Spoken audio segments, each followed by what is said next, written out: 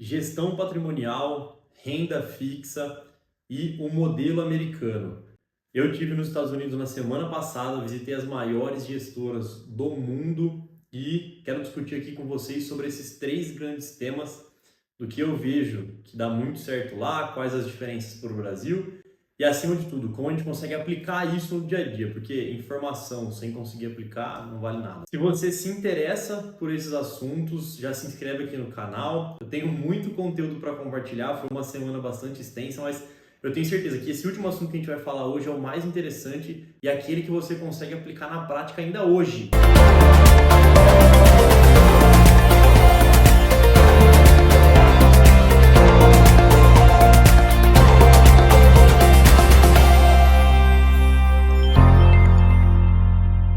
Eu fui convidado para uma semana de imersão nos Estados Unidos, em Nova York, no centro do mercado financeiro global, para conhecer as principais gestoras, os bancos e aqueles que fazem o mercado no dia a dia, que estão em contato não só com o mercado financeiro, mas também com os clientes. Durante a semana a gente visitou gestoras como BlackRock, o banco JP Morgan, o Morgan Stanley, a PINCO, que é bastante reconhecida pela renda fixa.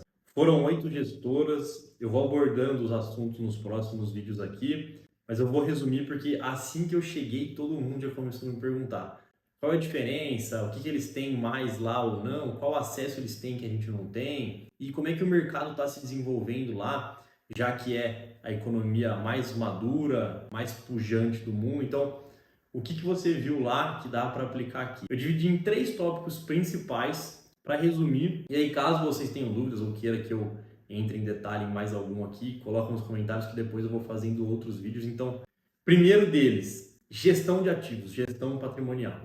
Como eles fazem lá, o que a gente faz aqui, qual é a diferença, o que dá para aproveitar. A gente foi nas gestoras, nos bancos, né? Aqueles que fornecem os produtos, sejam eles fundos, ETFs ou produtos personalizados, né? Abrir um parênteses aqui, a gente falou bastante sobre ativos alternativos, mas eu vou deixar isso para um vídeo separado porque é um assunto mais extenso. O ponto é, o investidor não é um fundo, ele não tem as mesmas características de um fundo. E apesar de ser óbvio, por que eu estou falando isso? Um gestor de fundo ele tem algumas vantagens que nós não temos, então não dá para comparar as coisas. Primeiro, ele tem muito dinheiro, ele tem um volume muito grande. Ele consegue acessar e fazer coisas que nós não conseguimos enquanto investidores. Segundo, ele tem muita agilidade. Imagina que você está buscando a notícia, mas você não trabalha com isso, você tem que cuidar da família, dos filhos, dos outros investimentos que você tem. Você não consegue ficar alerta durante o dia 100% ao mercado. Então, quando você vê uma notícia, o mercado já precificou, os gestores já captaram alguma simetria que seja possível captar. Então, eles têm muito mais agilidade. E talvez o principal de tudo, imposto.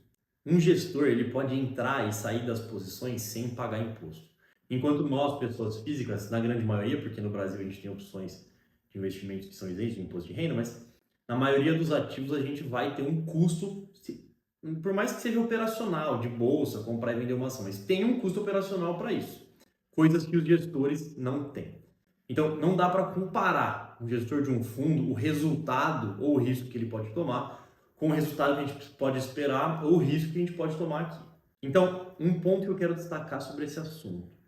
Um investidor pessoa física, e aí vai depender bastante do volume patrimonial, quanto maior o volume a gente consegue dividir mais, para não ficar algo muito pulverizado, mas o investidor pessoa física, ele pode tranquilamente fazer uma gestão muito mais passiva do que um gestor de fundo. Se a gente pegar os principais fundos multimercados do Brasil nos últimos anos, não é nem meses, nos últimos anos, eles não estão entregando uma performance relevante. Muitos deles estavam com performance negativa. Tanto que a gente viu muitos fundos fechando nos últimos meses aqui no Brasil. Isso é uma prova de que, se nem os gestores profissionais estão conseguindo entregar resultado, a gente que está fora do mercado aqui, olhando para um patrimônio como um todo, não tem por que querer superar esse pessoal, né? Então, falando sobre gestão de ativo, e vou dividir aqui entre gestão ativa e gestão passiva, o investidor pessoa física pode tomar a decisão de fazer a gestão passiva dos ativos sem abrir mão de muito retorno e sem tomar muito risco. Um dado interessante que eles passaram lá. Foi feita uma pesquisa nos Estados Unidos e 48% dos analistas acertam se a taxa de juros vai subir ou cair e quantos pontos percentuais. Nossa, mas 48% é muita coisa. 48% é menos da metade de uma pessoa que vive de mercado 24 horas por dia e deveria saber o que está acontecendo na economia. Então, se menos da metade dos analistas americanos não conseguem acertar se a taxa de juros vai subir ou cair, ou quanto ela vai subir ou cair, imagina a gente aqui do outro lado. Não tem por que querer ser binário no investimento. Se eu acertar, eu ganho, se eu errar, eu perco. Isso é uma armadilha. O que então a gente tem que fazer? E o que eu trago de experiência de lá? Todas as gestoras que a gente visitou, sem exceção, todas elas, ao final, bateram na tecla de que para o investidor, pessoa física, ter resultado, ele tem que ser consistente ao longo do tempo. Não tem por que ficar tentando achar o melhor ativo, a melhor ação, tentando captar a simetria do mercado. A gente não está aqui para isso. A gente está aqui para construir patrimônio, preservar, proteger o patrimônio e pensar em tudo que envolve o nosso patrimônio. Seja a parte fiscal com os impostos, seja a parte sucessória, né? Já que a gente está pensando em acumular patrimônio, vai chegar um momento que a gente vai precisar pensar nisso. Então, a gente tem outras variáveis que não ficar olhando para ativo, tentando ganhar. E aí, eu tenho certeza que alguns que vão assistir esse vídeo estão pensando, é claro que ele está falando isso, né? Ele está tentando vender o peixe dele. Eu quero achar a próxima Magalu aqui, quero achar o próximo Bitcoin. Isaac Newton, uma das mentes mais brilhantes que a gente já teve na história, tanto que ele escreveu as leis de Newton, ele perdeu dinheiro no mercado. Na época da Companhia das Índias Orientais, eles faziam expedições e cada expedição virava uma ação de uma empresa, vou colocar dessa forma. Quando um navio ia sair para as Índias, algumas pessoas se juntavam para financiar essa viagem e depois que ele trouxesse as especiarias da Índia, todo mundo dividia tudo e cada um ficava com uma parte. Inclusive, foi assim que nasceram as ações e foi assim que nasceu a primeira bolsa do mundo, mas também é uma história à parte. Ponto é, ele entrou em um desses empreendimentos e ganhou $1 milhão. E esses valores estão ajustados para hoje, tá? Eles já deram esses dados corrigidos pela inflação, digamos assim. Então, se fosse a valores de hoje, ele teria ganhado $1 milhão. E aí ele achou super interessante, que ele era muito mais inteligente que todo mundo, começou a procurar outros empreendimentos, apostou $3 milhões e perdeu tudo. E a lição que fica aqui é, Isaac Newton, uma das mentes mais brilhantes do mundo, perdeu dinheiro na bolsa porque não sabia exatamente o que estava fazendo. Ele achava que sabia, mas no final ele não sabia. E aí eu vou abrir aspas aqui para ler a frase dele. No mercado você não ganha dinheiro sendo mais inteligente. Você ganha dinheiro sendo mais disciplinado. Segundo grande tema que eu queria falar, renda fixa. No Brasil a gente ainda tem aquela ideia de que nada bate o CDI, de que é colocar as aplicações em uma renda fixa e deixar para o resto da vida e ser feliz. Mas a gente tem muita oportunidade, principalmente nos Estados Unidos, porque lá a renda fixa, majoritariamente, a maioria dos papéis são pré-fixados. Nós temos lá, por parte do governo, e eu vou colocar aqui na média, claro, mas 3 tipos de papéis. Existem outros, mas majoritariamente a gente trabalha com esses 3. Primeiro, os Treasury Bills, que são aqueles que têm duração de até 1 ano, então são de duração curta. Segundo, os Treasury Notes, que são aqueles que têm duração intermediária. Vão até 10 anos, mas majoritariamente 3 a 5. E depois os Bonds, que são aqueles que têm duração longa, de mais de 10 anos. Se a gente considerar que esses Treasuries, né, papéis do governo americano, são pré-fixados e alguns deles têm uma duração muito longa, a gente lembra daquela regrinha de juros subiu, o valor do papel cai, e juros caiu, o valor do papel sobe, e lembra que a gente pode ganhar muito dinheiro nesse momento, já que o Fed ainda não começou a cortar os juros e a gente tem um carrego muito interessante. Se eu tenho um papel de longa duração pagando 4,30, 4,50, e é isso que a média está pagando para os títulos mais longos, né? E aqui o mais importante deles é o de 10 anos, da dívida americana, da dívida soberana americana.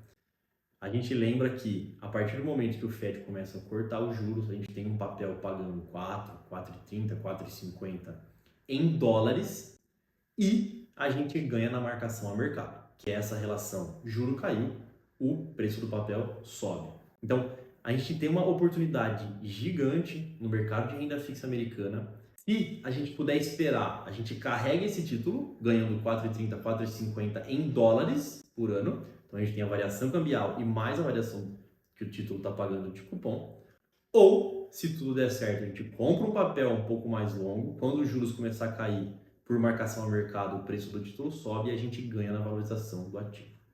E por último, e talvez o mais importante, estava até ansioso para falar aqui, todas as gestoras, sem exceção, falaram sobre comportamento e o modelo que os assessores utilizam com os clientes. Nos Estados Unidos, os assessores cobram um FII fixo, e por FII a gente entende taxa, então uma taxa fixa frente ao patrimônio total do cliente.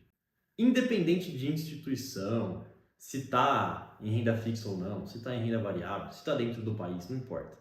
Somam-se todos os ativos financeiros do cliente e o cliente paga uma taxa fixa sobre esse valor para o assessor. Enquanto no Brasil, a maioria ainda usa o commission-based, né? Comissionamento. Durante a apresentação do JP Morgan, um dos consultores que estavam lá presentes, um dos brasileiros, fez essa pergunta da diferença do modelo americano para o mercado brasileiro, e o gestor devolveu com uma pergunta: qual modelo vocês ainda estão usando no Brasil? E ele fez essa pergunta justamente para entender como a gente olhava para os clientes e como cada produto se encaixa no portfólio. Por sermos todos seres humanos, se eu recebo comissão, eu tendo a olhar para alguns produtos de forma diferente de outros. Ou eu descarto alguns produtos porque eles não vão trazer comissionamento. Todo mundo aqui precisa pagar as contas, todo mundo tem sonhos.